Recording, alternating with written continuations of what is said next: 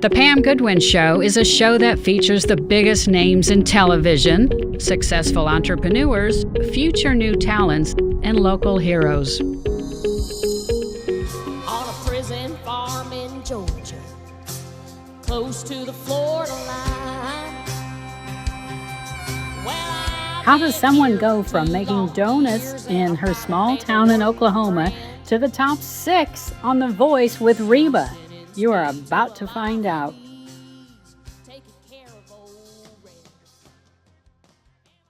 Here we are, Atoka, Oklahoma. Yes, ma'am. The one and only Jordan Rainer. Rainer. Yes, ma'am. Well, thank you. Thank you so much. We're so excited. I came up here, I don't know, maybe 6 months ago to Reba's place and thought it was so cool. And then I saw and then reading and learning about you. But I would love our audience to learn more about you. First of all, you're born and raised here. Yes, ma'am. Born and raised right here in Atoka, Oklahoma. That's amazing. Yeah, I mean, we kind of bounced around as a kid. I was kind of raised in between Atoka and Durant. I graduated from Colgate, so kind of the whole Texoma area is home to me. Okay, and now you're in Nashville. Yes, ma'am. Been in Nashville 11 years now. That doesn't seem possible. So what made you want to become a country singer? Well, my report cards mostly. I knew that I wasn't going to make it in college or be an academic. I was like, you know what? The one shot I might have in life is if I get really good at this guitar. And it worked out. Oh my God, that's so. How long have you been playing the guitar? About 25 years.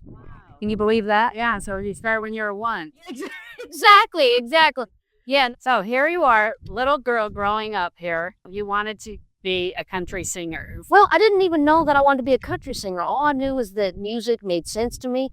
From the time that I was in diapers, like if there was an instrument in the room, if we were in a room with a piano or a guitar, like I just was gravitationally pulled toward it. I always wanted to be making noise, and I was writing little songs from the time I was 5 years old, and I got to be one of the lucky ones that turned it into a full-time living. That is amazing. I know it. So when I was a little girl, I thought I wanted to be a singer too. I was listening to Dolly Parton, and then singing Jolene. Oh, yeah. But I found out very quickly that wasn't for me. I had to go to college, and he's up and in the 50s. I'm so glad that there are people like you that go to college and make the real world happen, because if everybody was like me, the world would be very pretty, and it would be chaos. So it takes a village. But it's a lot more fun, I would say. It would probably be a little more fun. So you live here, and then you decide, do you want to move to Nashville? Yeah. So we're in Atoka right now, and just down the road, there was a little donut shop called Daylight Donuts. And 11 years ago, that's where I was making my living, working midnight to 10 a.m., making donuts. But during my shifts, I would, be kind of sneaking into the back room and writing song lyrics on the little meal tickets, and then the breakfast would be burning, and my boss would be like, where the heck is she? She's in there writing songs. And so I knew I wasn't going to last long here in Atoka. I was going to get fired from everywhere I ever worked. And Nashville did call to me. I knew I wanted to shoot my shot and see what I could make of it. And it's been a hard, terrible, wonderful, amazing journey with lots of no's and lots of yeses. And man, it's going to make a good book one of these days. I just love it. So you moved to Nashville. Yes, ma'am. Probably on Broadway. I did play Broadway. I played the Honkytonks. Yeah. So, the early days, man, I was married at the time. And so me and my husband at the time, we lived in a little cracker box apartment. It was 500 square feet. It was all we could afford. It was in a sketchy part of town. But all we knew is that we were there on the ground. And so I would go and work my days. I worked at Target, and so in between shifts at Target, I would go to downtown Nashville and I'd go to writers' rounds. I'd go anywhere that people were playing music. And after they were done playing, I'd go and bother them. Hey, I'm Jordan Rainer. I'd love to write a song with you. And just years at a time, meeting people and connecting with people and finding people to write songs with. And here we are tonight opening for Reba McEntire. You have to be the one that believes in you, because nobody else will. Right. Nobody else is going to believe in you. The only time that they start believing is whenever you actually are doing things like we're doing tonight. And by then, it's kind of like the little red hen. Well, the bread's already baked. But nobody wants to get in there, roll their sleeves up, and bake it with you. So you have to be your biggest believer. Amen, sister. So how did it come about being on The Voice? Yeah. I saw what happened. I want to know what that feeling was like. Oh, yeah. Not one chair, not two, not three, but how many? 4 chair turn. Man, so that beats me. So I had never really had any interest in doing the TV shows. I was busy making a living. It never crossed my mind to go out for them. But a producer from the show had scouted me on social media. They reached out and they said, hey, we love your songs. We love your voice. We think you'd be a great candidate to audition. Would you be interested? And you know me, I've just got an adventurous side. I was like, well, what have I got to lose? So I said, sure, I'll try it out. Went and auditioned. Beyond all odds, I auditioned with Fancy in front of Reba McEntire. Got a 4-chair turn and made it all the way to 6th place. And it's been a wild experience for sure. So what was that like for everybody? And right after the audition, I went outside and threw up. Oh my God. Yeah, most terrifying thing I've ever done in my life. Really? Yeah. What was it? Just being on the big stage with millions of people watching you? It was that, but also, you know, when you're somebody like me who spent 10 years in the Nashville Honkytonks, grinding it out, being broke, sleeping in, you know, your car, all the things that a musician does. And then all of a sudden you get an opportunity like that where you know it could change your life and it means so much to you. I mean, that's where the nerves come in. That's where the terror of, I don't want to screw this up. What if this could change my life? And that adrenaline, all those chemicals, all those hormones going through your body on top of trying to keep this right here, this little muscle under control and doing what it's supposed to. Hardest thing I've ever done. Wow. So what was that like working with the queen of country, Reba McEntire? I mean, What I learned about her is she's very sharp. She knows her stuff. Like her career experience, picking hits, knowing a great song, knowing not only a great song, but whenever a song is going to be great for you. She's got such great horse sense, such great instincts, and she's funny. She cares about the artist, and she particularly has a soft spot for female artists, and so she's a great advocate. She's a great mentor and a great friend. I love that. I know Dolly, being an entrepreneur, I love calling Ollie and Oiba as two of the top business women, what they can do, because you know how tough it is. What's the percentage of women country singers versus men? It's about 98-1. Yeah. And so it's still very outnumbered and undervalued, underplayed, and it's got to change. And that's been talked about, forever. So here we are at Reba's place, and she opens a restaurant. Yeah. And I have had lunch there, and it's great. It's freaking great here at Reba's place here in Atoka, and the chili cheese tots happen to be my personal favorite. And then I saw something that I love is coffee. Oh, yes, ma'am. So listen, if y'all are coffee drinkers, your girl has her own coffee brand. Okay, so listen, I've partnered with Cold Blooded Coffee. They're an all-American, just homegrown company out of Illinois. They're quality-centered, and they are customer-centered, and I knew that they were going to be the perfect people to partner with to create my Outlaw brand and my Straight Shot blend. They're two different blends. One's dark, half-calf cinnamon flavor, and it's specifically tailored for vocalists, okay? It takes care of your voice. It's really great. But then the Outlaw is a honey whiskey blend, and it's second to none. So if you guys want to check out my coffee, you can find it on my website. We will definitely be posting that so that we can promote that, because I love.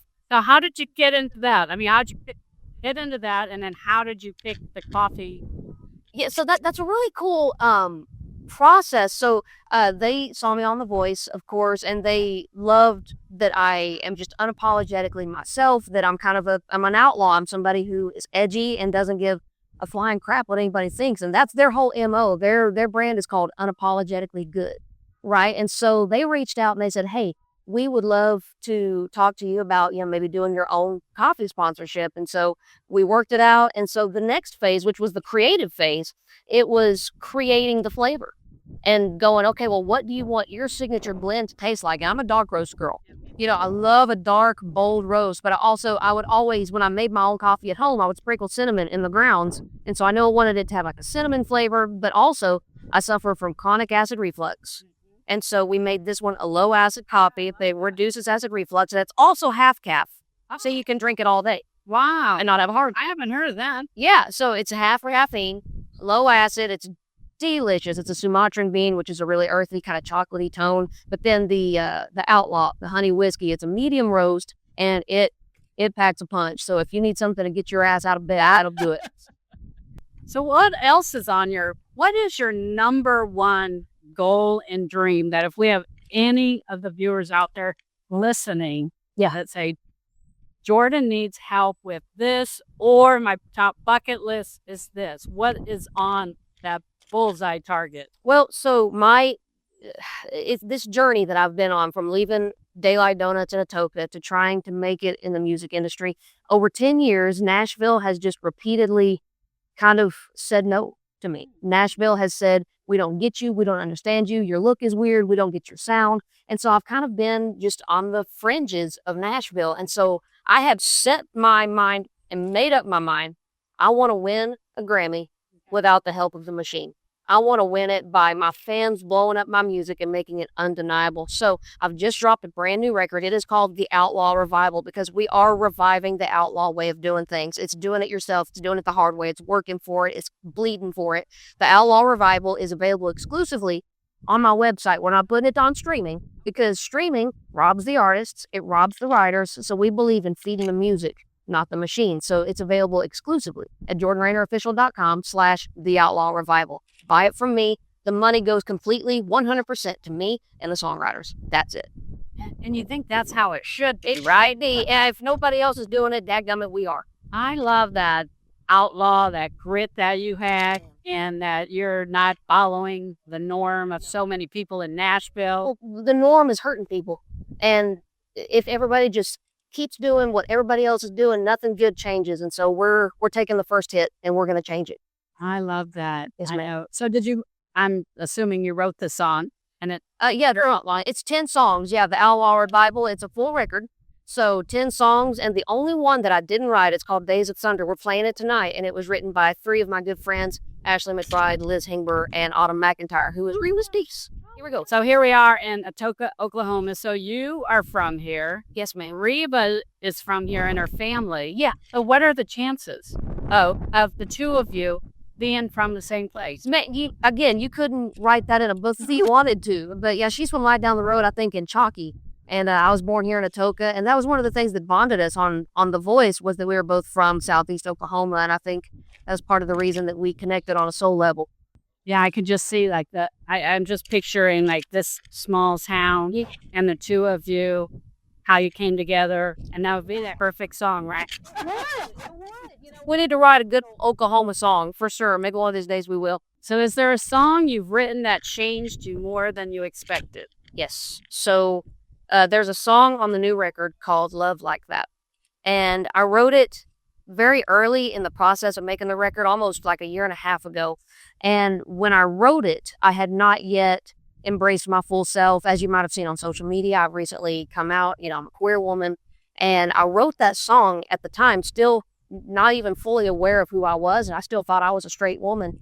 And so I just loved the song. It had a great melody. It had a great feel. But after I came out and realized I wanted to find love that made sense to me and I wanted to fully embrace who I was, I realized that song had a completely different meaning. And now whenever I sing that, it comes from a place in my chest that has completely transformed me. And so Love Like That it's my anthem. It's my declaration of who I am and looking for love. I love that. Wait to listen to it. Anything else you want to tell our viewers? We're just so excited that you took the time. Yes, ma'am. And that we can share your amazing music and your culture. Yeah, we've got all kinds of good things cooking. We got the record. We're opening for Reba tonight. I mean, shoot, this has been so much fun. And yeah, listen, jordanrainerofficial.com. Anything you ever want to find out, from my coffee to my record, you can find it all there. It lives there, jordanrainerofficial.com. And girl, it's been a pleasure. I know. I found you on Facebook. I'm like, I've got to meet this girl. You're a lot younger than I am, but I'm like, this girl with grit, she is going places. Girl, I'm going to Walmart. And thank you for taking the time. Yes, ma'am. You girl. Cheers. All right.